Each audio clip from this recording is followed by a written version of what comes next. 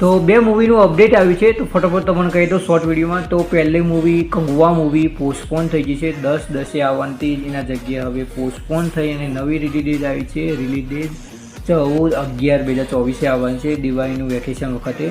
કારણ કે તમને ખબર કે રજનીકાંતનું મૂવી આવવાનું છે એ દિવસે જાણે તેવાની તારીખ હતી, પણ હવે ઓફિશિયલી તે પોસ્ટપોન થઈ જશે અને બધી જગ્યાએ આવી ગઈ છે. ઇન્સ્ટાગ્રામમાં પણ આવી ગયું છે.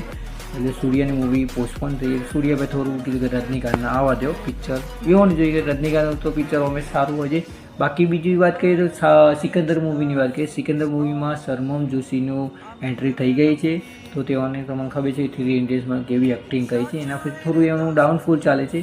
બાકી એક્ટિંગ તો સારી છે. તો સલમાન ખાને આ મૂવીમાં તેઓને લીધા છે. એના પહેલાં તો મને કદાચ ખબર હશે કે થોડા દિવસ પહેલાં તો મને એવું ન્યૂઝ આવી હતી કે કાજલ અગ્રવાલ પણ આ મૂવીના અંદર આવી ગઈ છે. બાકી મૂવી આવશે, ટ્રેલર આવશે, તમે જોશું. તો વિડીયો ગમે તો વિડીયોને